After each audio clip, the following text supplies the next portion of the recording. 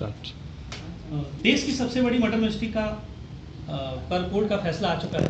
Court ने आरोपी के मां बाप को ही उम्र कैद की सज़ा सुनाई है, लेकिन परिवार वालों का कहना यह है कि नहीं, कोर्ट का डिसीजन सही नहीं है और इस डिसीजन के खिलाफ ये हाई कोर्ट जाने वाले हैं।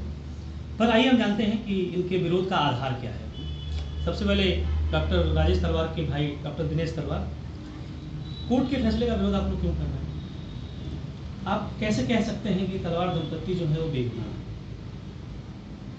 बड़ी सिंपल सी चीज़ है। तलवार दंपत्ति ने के ऊपर क्योंकि शक जाहिर किया गया था, उन्होंने कहा हमारे इस शक को दूर करने के लिए आप जो कहेंगे हम करने को तैयार हैं।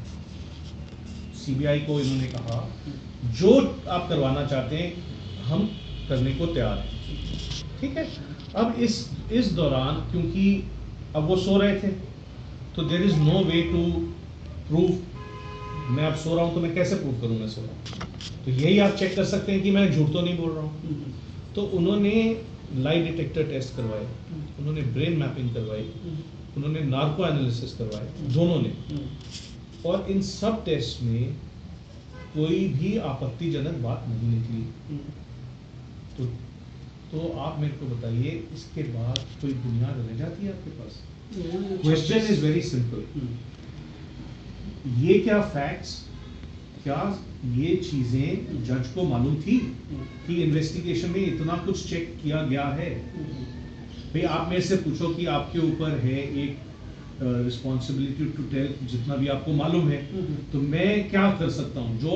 जो भी आप साइंटिफिक टेस्ट पूछे मेरे से, जो भी और टेस्ट मांगे मैं करवा सकता हूँ। तो मैंने किसी भी टेस्ट को मना किया?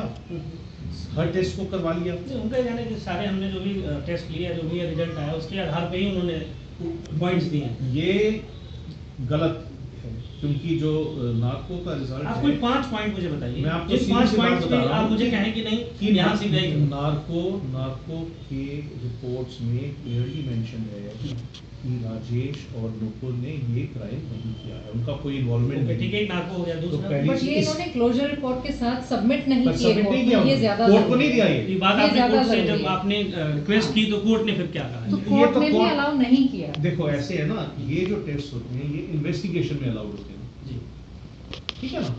तो आप किसी के ऊपर अगर शक करें तो आप वो इन्वेस्टिगेशन को चेक करेंगे ना ये सब चीजें। तो फिर आप इन्वेस्टिगेशन में अगर लिखें कि हाँ भाई हमें शक तो था पर ये चीजें सब ठीक आई, तो फिर कोर्ट दूसरी तरह से देखेगी।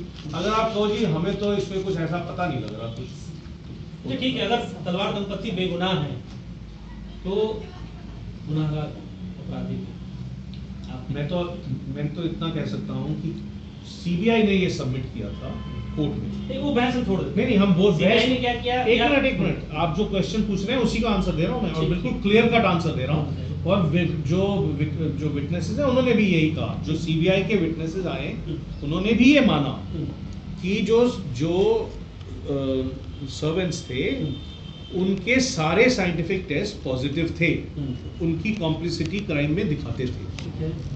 ये चीज़ जो विटनेसेस जो एसपी थे जो पहले, उन्होंने माना। उन्होंने ये भी कहा कि डिस्क्लोजर स्टेटमेंट भी था, और उसके बाद एक सीडीएफडी की रिपोर्ट है जिसके अंदर बड़ा क्लियरली मेंशन है कि कृष्णा के तकिए पे हेमराज का खून पड़ा हुआ है। ठीक है। अब अगर ये सब चीजें थी और क्लोजर रिपोर्ट पे ये के टाइम पे ये रिपोर्ट थी, ठीक है, तो सर्वेंट्स को उन्होंने क्लीन चिट कैसे दे दी? यानी आपका मानना है कि इस पूरे हत्याकांड में सर्वेंट्स की, नौकरों की ही भूमिका, जो इनके अपनी स्टोरी से ही वो निकलता है। सीबीआई के अपने सीबीआई आपको पता है या जो मुझे अपने आप कहाँ से पता होगा? मैंने तो इन्वेस्टिगेशन करी नहीं। पूरे जो सीबीआई की इन्वेस्टिगेशन से जो इंफॉर्मेशन मिलती है उसमें ये सब लिखा है। ठीक, जो साइंटिफिक टेस्ट है और फिजिकल, मतलब और इसके साइंटिफिक बाद एविडेंस आपको भी है और फिजिकल एविडेंस भी है अगेंस्ट कृष्णा। दोनों एविडेंस मौजूद होने के बावजूद उन्होंने इसको क्लोजर रिपोर्ट में क्यों नहीं डाला? अगर वो क्लोजर रिपोर्ट में डालते तो कोर्ट का यहाँ तक बात आती ही नहीं। कोर्ट देखता कि ठीक है, इसकी मान कोई लें कि, महत्व, नौकर आपकी नज़र में वही दोषी हैं या जहाँ तक हमारे एविडेंस, जहाँ तक हमारे सामने आया, हमें ऐसा ही लगता है। बट हमारी मेन प्रॉब्लम ये है कि उन्होंने कोर्ट में सबमिट ये टेस्ट क्यों नहीं किए, तो क्या उनकी इंटेंशन क्या थी? क्योंकि उनको क्लोजर रिपोर्ट के साथ ये टेस्ट सबमिट करने चाहिए थे। उसके बाद कोर्ट डिसाइड करता ना कि कौन गिल्टी है, तलवार गिल्टी है या कोई और गिल्टी है। वो कोर्ट का प्रेरोगेटिव है डिसाइड करना कि कौन गिल्टी है, ना कि सीबीआई का। सीबीआई को तो जो सारी जांचें की थी उनको वो डालनी चाहिए थी कोर्ट में।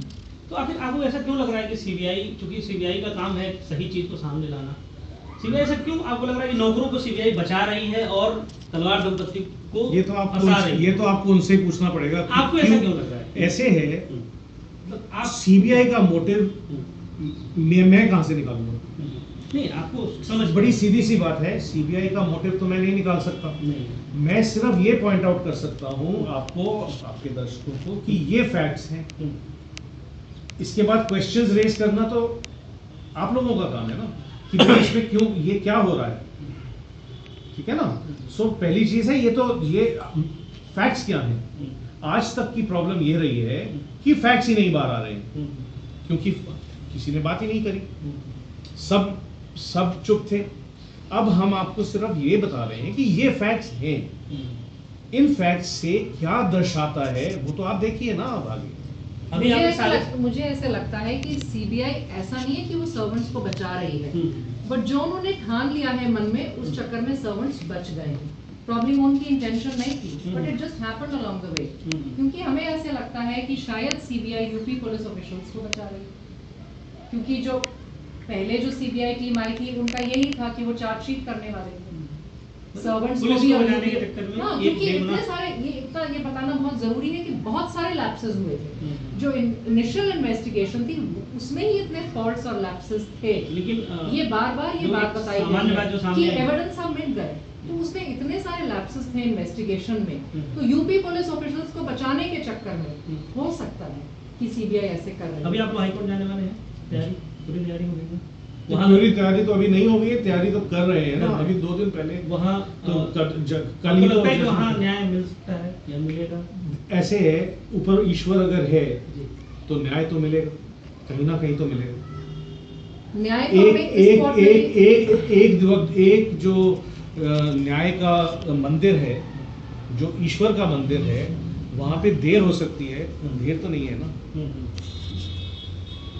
अच्छा, पूरे 5 साल के पीरियड में परिवार कई तरह के उतार चढ़ाव से गुजरा होगा।